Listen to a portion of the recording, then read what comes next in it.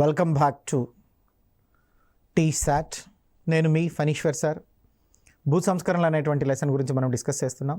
గత ఎపిసోడ్లో మనం చూసినట్లయితే ఆంధ్రప్రదేశ్ ఈనాం రద్దు చట్టం అన్నటువంటి చట్టం 1967లో ఏదైతే వచ్చిందో ఆ చట్టం గురించి డిస్కస్ చేశాం. మరి ఈ ఎపిసోడ్లో చూసినట్లయితే భూదానోద్యమం గురించి మనం డిస్కస్ చేస్తున్నాం. భూదానోద్యమం వెరీ వెరీ ఇంపార్టెంట్. చాలాసార్లు పరీక్షల్లో మనకు ఈ భూదానోద్యమం గురించి అడగడం అన్నటువంటిది జరిగింది.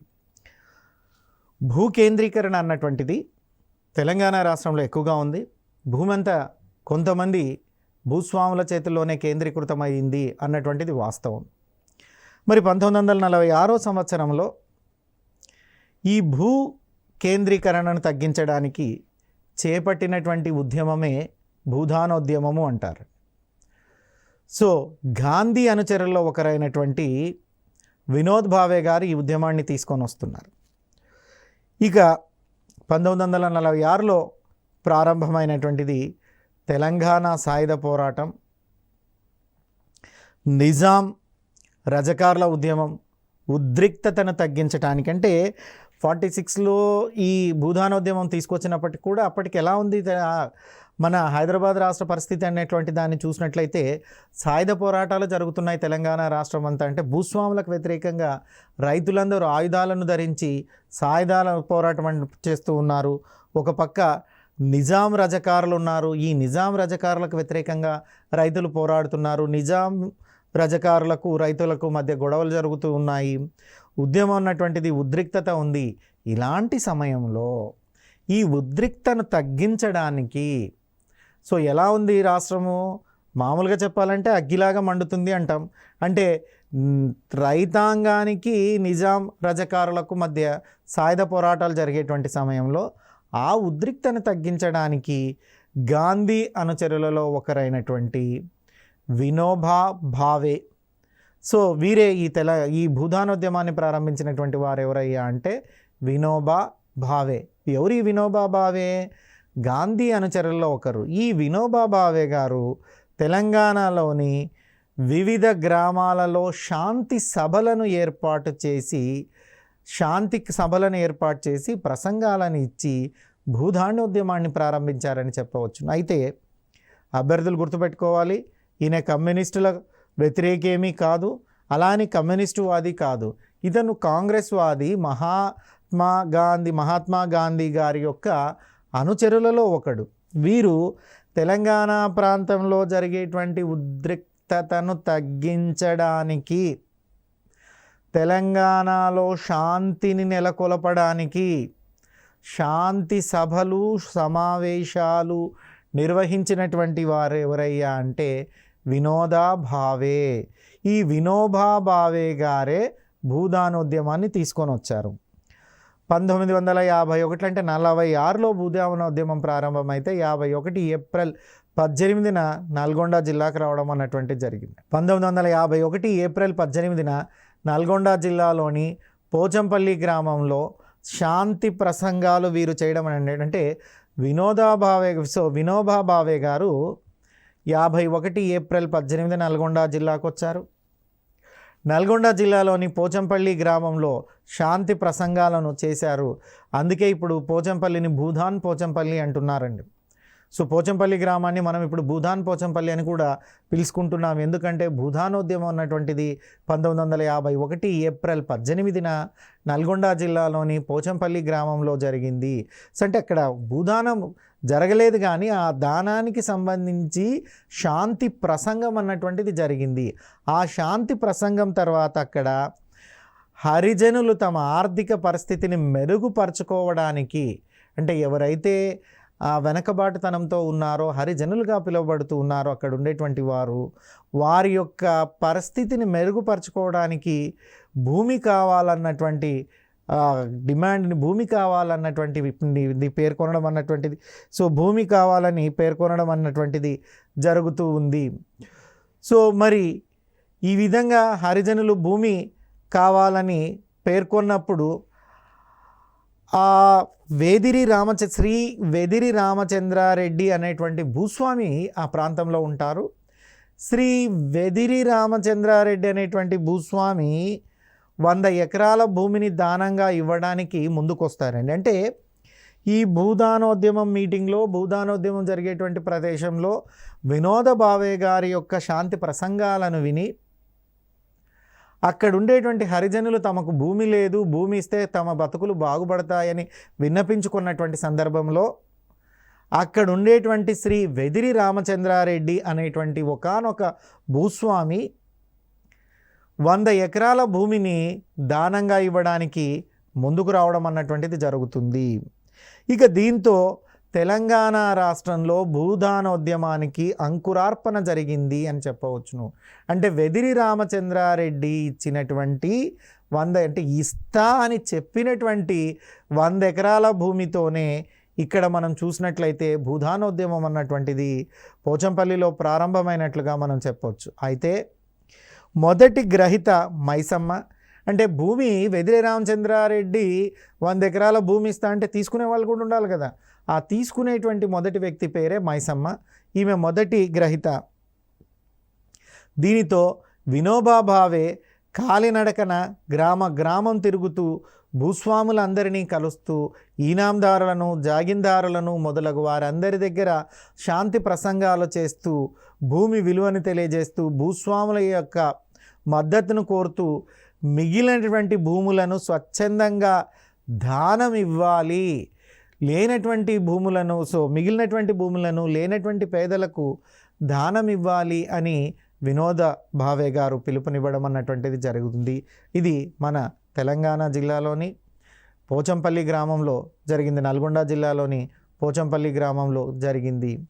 మరి ఈ విధంగా సేకరించినటువంటి భూమిని వ్యవసాయ కూలీలకు, భూమి లేనటువంటి పేదలకు పంపిణీ చేయడానికి చేయవచ్చునని వినోద భావే గారు ప్రచారం చేశారు. ప్రత్యేకించి తెలంగాణలో పలు గ్రామాలలో గ్రామ సభలను నిర్వహించి శాంతి వచనాలు చేశారు.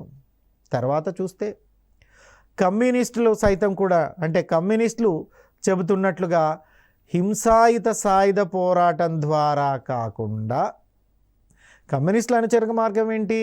భూమి ఇస్తావా సస్తావా, లేదంటే తన్ని గుంజుకుంటాం. అయితే అన్ని వేళలు ఇది షూట్ అవ్వలేదు. పాపం ఇబ్బంది పడ్డారు, రైతులని వెంటేసుకుపోయారు, భూస్వాములు రైతులను చంపారు, చాలా చాలా రకాలుగా ఇది జరిగింది, మీకు అందరికీ తెలిసినటువంటి విషయమే. అయితే ఇక్కడ ఈయన వినోద భావే ఏం చెప్తున్నారయ్యా అంటే, అహింసా మార్గం ద్వారా దున్నేవాడికే భూమి సంక్రమింప చేయటం అన్నటువంటిది ప్రచారం చేయగలిగాడు. దున్నేవాడికి భూమి చెందాలా, కానీ మీరు హింసాయుతమైనటువంటి పోరాటం చేస్తున్నారండి. అహింసా మార్గం ద్వారా దున్నేవాడికి భూమి సంక్రమింప చేయవచ్చు అని వినోద్ భావే తెలంగాణ రాష్ట్రం అంతా తిరిగి ప్రచారం చేశారు. మరి చూస్తే ఈ ఉద్యమం ద్వారా ప్రజల మనసులో, ప్రజల జీవనంలో, సాంఘిక నిర్మాణంలో మార్పులు తేవడం అన్నటువంటిది 3 విప్లవాలు సాధించవచ్చునంటే తేవడం అనేటువంటిది అనేకమైనటువంటి విప్లవాలు, అంటే ఆలోచన సరళని మార్చడం, జీవన విధానాన్ని మార్చడం, సాంఘిక నిర్మాణం మార్చడం వల్లనే అది సాధ్యపడుతుంది, మనం చేయొచ్చు, దీనికి కొట్టుకు సాయుధ పోరాటం అవసరం లేదు అన్నటువంటిది వినోబా భావే గారి అభిప్రాయం. మరి ఈ ఉద్యమం పోచంపల్లిలో ప్రారంభం కావడంతో ఈ గ్రామాన్ని భూదాన్ పోచంపల్లి అని కూడా పిలవడం అన్నటువంటిది జరిగింది. ఇక ఉమ్మడి ఆంధ్రప్రదేశ్లో 1967 వరకు 2.4 లక్షల ఎకరాలను, అంటే ఉమ్మడి ఆంధ్రప్రదేశ్ చూసినట్లయితే 1967 వరకు 2.4 లక్షల ఎకరాలను దానంగా ఇస్తే, ఎకరాలు దానంగా వస్తే 1,00,000 ఎకరాలు మాత్రమే పునఃపంపిణీ చేయగలిగారండి. బాగా గమనించండి, ఉమ్మడి ఆంధ్రప్రదేశ్లో 1967 నాటికి 2.4 లక్షల ఎకరాలు దానంగా మనం సేకరించాము. అలా దానంగా సేకరించినటువంటి దాంట్లో 1,00,000 ఎకరాలు మాత్రమే పునఃపంపిణీ చేయగలిగాము. ఎన్ని ఎకరాలు మాత్రమే పునఃపంపిణీ చేయగలిగాము? కేవలం 1,00,000 ఎకరాలు మాత్రమే పునఃపంపిణీ చేయగలిగాము. సేకరించినటువంటి భూమి, పంపిణీ చేసినటువంటి భూమి ఇండియాలో చూస్తే ఎక్కడ ఎక్కువగా ఉందయ్యా అంటే బీహార్ రాష్ట్రంలో ఎక్కువగా ఉంది. అంటే సేకరించినటువంటి, అంటే భూదానోద్యమం ద్వారా సేకరించినటువంటి భూమి, పంచినటువంటి భూమి ఏ రాష్ట్రంలో ఎక్కువగా ఉందయ్యా అంటే బీహార్ రాష్ట్రంలో ఎక్కువగా ఉంది. మరి దీనిని బట్టి చూసినట్లయితే భూదానోద్యమము అంతగా విజయవంతం కాలేదు అని చెప్పవచ్చును. సో ఖచ్చితంగా చెప్పాలంటే భూదానోద్యమం ఫెయిల్యూర్ అని చెప్పవచ్చండి. కొంచెం మంచి మాటల్లో చెప్పాలంటే భూదానోద్యమం అంతగా విజయవంతం కాలేదు, అనుకున్నంత ఫలితాలను సాధించలేదు అని చెప్తాం. Anyway failure is failure. ఇక దీనివల్ల చూస్తే చైతన్యవంతమైనటువంటి రైతాంగాన్ని చల్లబరచటానికి, పోరాటాలను విప్లవ మార్గం నుంచి మళ్లించడానికి ఉపయోగపడే సాధనమని కొంతమంది భావించారండి. సో రావి నారాయణ రెడ్డి, అదేవిధంగా వైవి కృష్ణారావులు, పుచ్చంపల్లి సుందరయ్య, చండ్ర రాజేశ్వరరావు మొదలగు కమ్యూనిస్టు యోధులందరూ కూడా భూదానోద్యమం మీద కామెంట్ చేశారు. ఏమని కామెంట్ చేశారయ్యా అంటే, చైతన్యవంతులైనటువంటి రైతాంగాన్ని చల్లబరచటానికి, విప్లవ పోరాటం యొక్క మార్గాన్ని మళ్లించడానికి ఈ భూదానోద్యమం ఉపయోగపడిందే కానీ రైతులకు ఏమాత్రము భూదానోద్యమం ఉపయోగపడలేదని ఆనాటి కమ్యూనిస్టు యోధులైనటువంటి రావి నారాయణ రెడ్డి, వైవి కృష్ణారావు, పుచ్చలంపల్లి సుందరయ్య గారు, చండ్ర రాజశేఖరరావు మొదలగు వారందరూ కూడా పేర్కొనడం అన్నటువంటిది జరిగింది. ఇక భూదానోద్యమం విఫలం కావడంతో భూ సంస్కరణలకు సంబంధించినటువంటి చట్టాలు తేవడం మినహా మరో గత్యంతరం లేదని కాంగ్రెస్ పార్టీ భావించింది. ఇక్కడ మనం భూదానోద్యమం చేసిన వ్యక్తి ఎవరు? కాంగ్రెస్ పార్టీకి చెందినటువంటి వ్యక్తి వినోద్ భావే అనేటువంటి వ్యక్తి.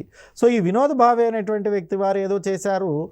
వాస్తవంగా చెప్పాలంటే కమ్యూనిస్ట్ యోధులు చేసినటువంటి కామెంట్ మనం చూసినట్లయితే ఈయన టైంపాస్ చేసిపోయినాడా, సో నిజంగా భూదానోద్యమం చేయగలిగినాడంటే ఆశించినంతటువంటి ఫలితం లేనప్పుడు వృధా. మరి అప్పుడు కాంగ్రెస్ ఒక కంక్లూజన్కి వచ్చింది. కంక్లూజన్ ఏంటయ్యా అంటే, చట్టాలు చేయడం తప్ప దీనికి భూదానోద్యమం విఫలం కావడంతో భూ సంస్కరణలకు సంబంధించిన చట్టాలు చేయడం తప్ప మరో గత్యంతరము లేదు.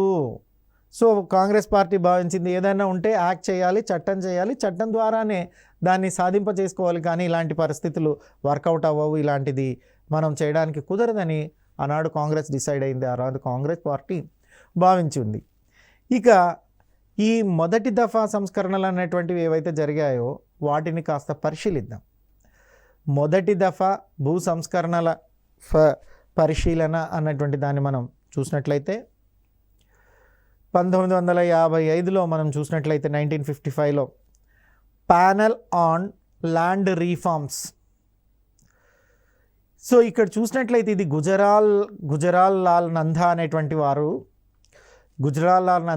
వారు అధ్యక్షతన జరిగింది. ఇది 1955లో ప్యానెల్ ఆన్ ల్యాండ్ రీఫార్మ్స్. వ్యవసాయ సంబంధాల గురించి ఒక టాస్క్ ఫోర్స్ అండి ఇది. ఈ టాస్క్ ఫోర్స్ రిపోర్ట్ ఏం చెప్తున్నారంటే, ఏ పేరుతో ఈ టాస్క్ ఫోర్స్ రిపోర్ట్ ఇచ్చిందంటే, report of the task force on agriculture relations 1973. Report of the task force on agriculture relations, వ్యవసాయ సంబంధాల మీద వేసినటువంటి టాస్క్ ఫోర్స్ నివేదిక ఇది 73లో వచ్చింది. సో ఆ నివేదికను అనుసరించి సో పిఎస్ అప్పు అధ్యక్షతన ఒక విస్తృతమైనటువంటి పరిశీలన సంఘాన్ని ప్రణాళికా సంఘం వారు నియమించారండి. ఎవరి అధ్యక్షతన? పిఎస్ అప్పు అధ్యక్షతన ఒక విస్తృతమైనటువంటి పరిశీలన సంఘాన్ని ప్రణాళికా సంఘం వారు నియమించడం అన్నటువంటిది జరిగింది. మరి ఈ నివేదిక కొన్ని కారణాలను చెప్తుందండి. అంటే కొన్ని కారణాల వల్ల చట్టాలు సరిగ్గా అమలు కాలేదు. సో ఆ కారణాలు ఏంటో చూద్దాం. ఎందుకు ఇండియాలో ఈ భూ సంస్కరణలు ఫెయిల్యూర్ అయినాయి, భూ సంస్కరణల ఫెయిల్యూర్కి కారణం ఏంటి, అప్పు ఏం చెప్తున్నాడు అన్నటువంటి దాన్ని చూసినట్లయితే, మొట్టమొదటి కారణము భూ సంస్కరణల విషయంలో రాజకీయ సంకల్ప బలం కొరతగా ఉంది. అంటే ఈ పాయింట్కి అర్థం ఏంటంటే, అసలు భూ సంస్కరణలు చేయాలని రాజకీయ నాయకులకు ఇష్టం లేదు అని ఒక ముక్కలో చెప్పాలంటే. రాజకీయ సంకల్పం అన్నటువంటిది బలంగా కొరతగా ఉందంటే ఈ సంకల్ప బలం, రాజకీయ సంకల్ప బలం తక్కువగా ఉంది, అసలు లేదు అని చెప్పొచ్చు. అంటే పొలిటీషియన్స్లో స్ట్రాంగ్గా లేదు. ఎందుకంటే ఆనాడు చూసినట్లయితే రాజకీయాల్లో అధికంగా భూస్వామి వర్గాలు, సో ఫ్యూడల్ సిస్టంలో ఉండేటువంటి వారు, పెత్తందారీ వర్గాలే రాజకీయాల్లో ఉండేటువంటి పరిస్థితి ఉండేటువంటి సమయంలో ఎక్కువగా వారే ఉన్నారు. కాబట్టి వారి భూములను వారు వదులుకోవడానికి ఇష్టపడలేదు. అదేవిధంగా చట్టాన్ని రాజకీయంగా కూడా బలోపేతం చేయడానికి కూడా ఇష్టపడలేదు. కాబట్టి మొదటి కారణంగా మనం ఏం చెప్తున్నాం, రాజకీయ సంకల్ప బలం కొరతగా ఉండడం అని చెప్తున్నాం. ఇక రెండో కారణం ఏంటంటే బడుగు వర్గాల నుంచి ఒత్తిడి లేకపోవడం అంటున్నామండి. ద సెకండ్ రీజన్ ఏం చెప్తున్నామంటే బడుగు బలహీనలకు అవగాహన లేకపోవడము, భయం వల్లనో, భూమి కావాలన్నటువంటి ఒత్తిడి లేకపోవడం వల్ల, భూ సంస్కరణలు జరగాలనేటువంటి ఒత్తిడి బడుగు వర్గాలలో లేదు. బడుగు వర్గాల నుంచి ప్రభుత్వం మీద ఎలాంటి ఒత్తిడి రావటం లేదు. సో రావటం లేదు కాబట్టి ప్రభుత్వం సీరియస్గా తీసుకోవట్లేదు, ప్రభుత్వం కూడా పట్టించుకోలేదు. అందుకోసమే భూ సంస్కరణలు అనేటువంటివి ఫెయిల్యూర్ అవుతున్నాయి అన్నటువంటిది అనదర్ రీజన్. బడుగు వర్గాల నుండి ఒత్తిడి లేకపోవడం అనేది కూడా ఒక రీజన్. ఇక 3, ఉద్యోగ స్వామ్య దృక్పథం భూస్వాములకు అనుకూలంగా ఉండడం. అంటే ఇతను మూడో కారణం ఏం చెప్తున్నారయ్యా అంటే ఉద్యోగ స్వామ్యం అంటే బ్యూరోక్రసీ ఏదైతే ఉందో, the ideology of the bureaucracy completely supported to landlords అంటాడు. ఉద్యోగ స్వామ్య యొక్క దృక్పథం ఎలా ఉందయ్యా అంటే భూస్వాములను బలపరిచేటువంటి విధంగా ఉంది, భూస్వాములకు అనుకూలంగా ఉంది. కాబట్టి చట్టాలు ఎలా చేసినా చట్టాలలో లోపాలు వస్తున్నాయని వారు చెప్పడం జరుగుతుందండి. ఇక 4వ కారణంగా ఏం చెప్తున్నారయ్యా అంటే కోర్టుల అవరోధాలు. కోర్టులు కూడా అంటే మీరు చూడండి, ఎన్నిసార్లు చట్టం చేసినా అన్నిసార్లు కోర్టుల ద్వారా చట్టం కొట్టివేయబడుతుంది. అంటే కోర్టులు కూడా అవరోధంగా మారాయంటే భూ సంస్కరణలు జరపడానికి కోర్టులకు కూడా ఇష్టం లేదని అర్థం. అంటే అక్కడ కూడా వీళ్ళే ఉండి ఆ చట్టంలోని ఏదో ఒక కారణాల చేత కోర్టుల ద్వారా ఆ చట్టాన్ని పోయేటట్లుగా, చట్టాన్ని కొట్టేసేటట్లుగా కోర్టు తీర్పులను ఇప్పించుకుంటున్నారు, రప్పించుకుంటున్నారు. ఇక 5వ కారణాన్ని చూద్దాం. ఖచ్చితమైనటువంటి భూ రికార్డు లేకపోవడం. ఇది చాలా పెద్ద సమస్య. ల్యాండ్కు సంబంధించినటువంటి రికార్డ్స్ ఇప్పటికి కూడా లేవండి. ఖచ్చితంగా చెప్పాలంటే కంప్యూటరైజ్డ్ ఈ మధ్యనే అయింది, కానీ భూ రికార్డులు ఇంకా పాత రికార్డులు ఎక్కడున్నాయి ఏం కథ అన్నటువంటిది ఎవరికి కూడా ఖచ్చితంగా భూమికి సంబంధించినటువంటి రికార్డులు మెయింటెనెన్స్ లేవు. భూ రికార్డులు ఖచ్చితంగా లేవు. కాబట్టి ఏ భూమి ఎవరిది అన్నటువంటిది ప్రభుత్వానికి తెలపడానికి నేటికి కూడా కష్టమైనటువంటి పనిగానే ఉంది. ఇక 6వ కారణం చూసినట్లయితే భూమి కొలత, భూమి రికార్డులకు సంబంధించినటువంటి ఆర్థిక సహాయం లేకపోవడం. అంటే ఫైనాన్షియల్గా భూమిని కౌలు రైతులకు ఇచ్చినప్పటికీ కూడా కౌలు రైతులకు భూమిని కొనుక్కునేటువంటి శక్తి లేకపోవడం, అంటే కొనుక్కోవడం అనే మాట కాకపోయినా నష్టపరిహారం చెల్లించేటువంటి శక్తి లేకపోవడం కూడా ఫెయిల్యూర్కి ఒక కారణంగానే మనం చెప్పవచ్చు. నెక్స్ట్ చూసినట్లయితే పరిపాలనా యంత్రాంగం కొరత. అంటే అడ్మినిస్ట్రేటివ్ స్టాఫ్, అంటే అప్పటికి పని భారం ఎక్కువగా ఉన్న రెవెన్యూ శాఖకు దీనిని అప్పగించడం, ఇవి కంప్లీట్గా రెవెన్యూ శాఖ చూసుకోవడం వల్ల పని భారం పెరిగిపోయి సకాలంలో పనులు జరగకుండా, ఇంప్లిమెంట్ అనేది సకాలం జరగకుండా పరిపాలన యంత్రాంగం కొరత అన్నటువంటిది ఇక్కడ ఏర్పడింది. ఇక స్వతంత్రం తర్వాత వచ్చినటువంటి భూ సంస్కరణలన్నింటిలో జమీందారీ, జాగీర్దారీ రద్దు సో చూసినట్లయితే విప్లవాత్మకమైంది. అంటే ఆఫ్టర్ ఇండిపెండెన్స్ జమీందారులను రద్దు చేయడము, జాగీర్దారులను రద్దు చేయడం అన్నటువంటిది చూసినట్లయితే ఇది విప్లవాత్మకమైనటువంటిది. మరి మన తెలంగాణలో దీనికి ఒక పెద్ద ఉదాహరణగా చెప్పవచ్చును. తెలంగాణలోనే జాగీర్దారులు నిజాం ప్రభుత్వానికి మద్దతునిచ్చి స్వాతంత్ర ఉద్యమంలో పాల్గొనలేదు. దీంతో గ్రామీణ ప్రాంత వాసులు జాగీర్దారులకు వ్యతిరేకులై గ్రామీణ ప్రాంతాల్లో ప్రజల సహకారంతో మధ్యవర్తుల తొలగింపు చట్టం అన్నటువంటివి అమలు పరచడానికి స్కోప్ ఏర్పడింది. ఇది మన తెలంగాణ రాష్ట్రమే ఉదాహరణ చెప్తున్నాం. ఎందుకంటే స్వతంత్రం తర్వాత వచ్చినటువంటి భూ సంస్కరణల్లో జమీందారీ జాగీర్దారీ వ్యవస్థలు రెండు కూడా చాలా కాంట్రవర్షియల్ ఇష్యూస్ అయ్యాయి, విప్లవాత్మకమైనటువంటివి అయ్యాయి. సో తర్వాత దీనికి మన తెలంగాణ ఉదాహరణ చెప్పుకున్నాం. తర్వాత చూస్తే కౌలుదారు చట్టాల విషయంలో ఆంధ్ర మద్రాస్ రాష్ట్రాల కంటే హైదరాబాద్ బొంబాయి రాష్ట్రాలలో కౌలు రక్షణ చట్టాలు ఉన్నాయి. హైదరాబాదు ముంబై రాష్ట్రాలలో కౌలుదారుల రక్షణ చట్టాలను ఉన్నాయి. ఆ రోజు చేయడం అన్నటువంటిది కూడా ఒక కారణమే. ఇక నెక్స్ట్ చూసినట్లయితే పార్థసారథి ప్రసాదరావు అనేటువంటి ఎకనామిస్టుల అభిప్రాయాలు మనం చూసినట్లయితే తెలంగాణ ప్రాంతంలో జరిగినటువంటి పరిశోధనలే కౌలుదారుల కంటే భూస్వాములకు ఎక్కువ సంఖ్యలో కోర్టులను ఆశ్రయించినారు. అంటే వీళ్ళు తెలంగాణలో ఉండేటువంటి పరిస్థితులను అవగతం చేసుకొని అనలైజ్ చేసి ఒక రిపోర్ట్ ఇచ్చారు. ఈ రిపోర్ట్ ఏంటయ్యా అంటే ఎక్కడైనా అన్యాయం జరిగినటువంటి కౌలుదారులు కోర్టును ఆశ్రయిస్తారు సహజంగా. కానీ తెలంగాణలో కౌలుదారుల కంటే భూస్వాములు ఎక్కువ సంఖ్యలో కోర్టును ఆశ్రయించారు. ఉమ్మడి ఆంధ్రప్రదేశ్లో చూసినట్లయితే భూ సంస్కరణల అమలు నిర్లిప్తంగా ఉంది. ఈ నిర్లిప్తకు లేదా నిర్లక్ష్యానికి చాలా కారణాలు ఉన్నాయి. సో నిర్లిప్తంగా ఉందంటే నెగ్లిజెన్స్, చాలా స్లోలీ అన్నటువంటిది. ఇక భూ సంస్కరణల అమలు పట్ల ఎందుకు ఈ నెగ్లిజెన్సు, ఈ నిర్లిప్తత ఎందుకు అన్నటువంటి దాన్ని చూస్తే దానికి ప్రధానంగా 4 కారణాలు కనపడతాయి. భూ సంస్కరణల అమలు పట్ల నిర్లక్ష్యానికి లేదా నిర్లిప్తత కారణాలు ఏంటంటే 4 కారణాలు ఉన్నాయి. అందులో మొట్టమొదట మనం తెలుసుకున్నటువంటి కారణం ఏంటయ్యా అంటే కాంగ్రెస్ ప్రభుత్వం యొక్క దృక్పథం.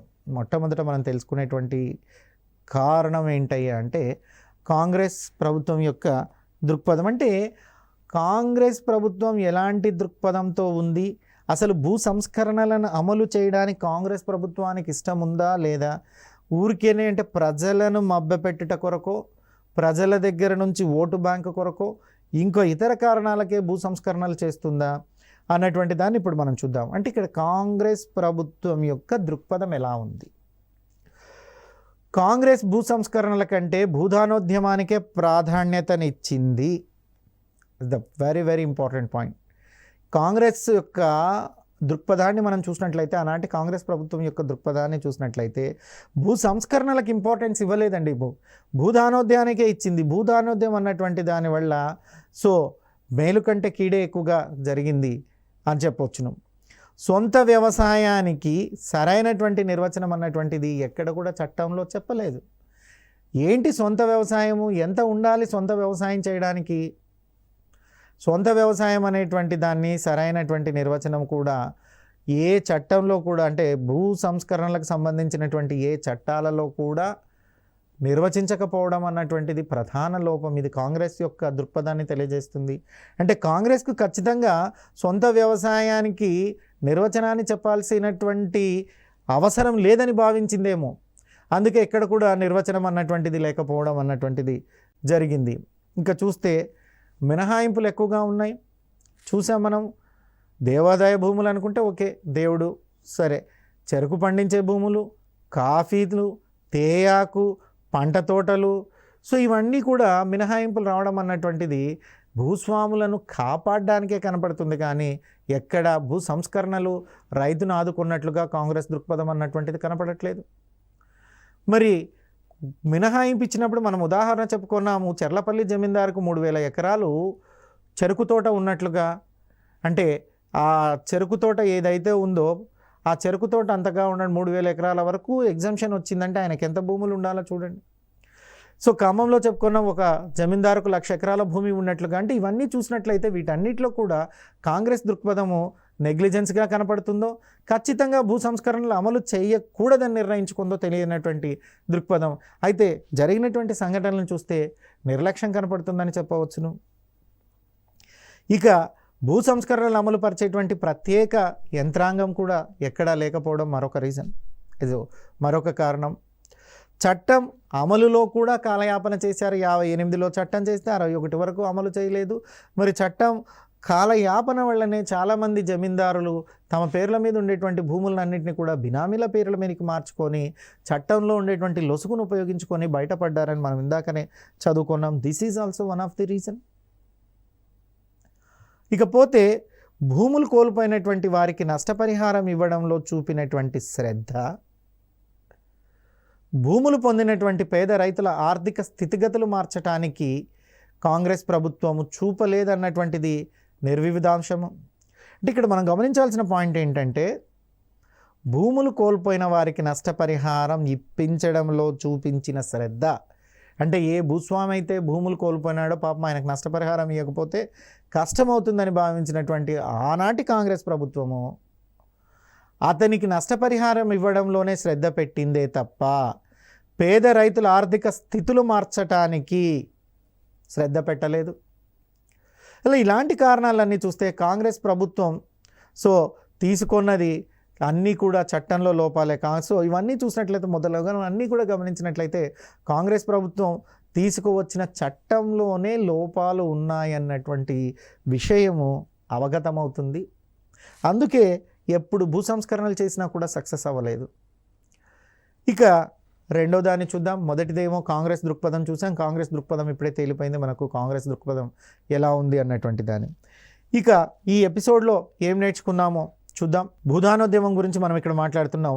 1946లో భూదానోద్యమం జరిగితే మన రాష్ట్రానికి మాత్రం 1951 ఏప్రిల్ 18న నల్గొండలోని పోచంపల్లి గ్రామానికి వచ్చి శాంతి సభలు నిర్వహించారు.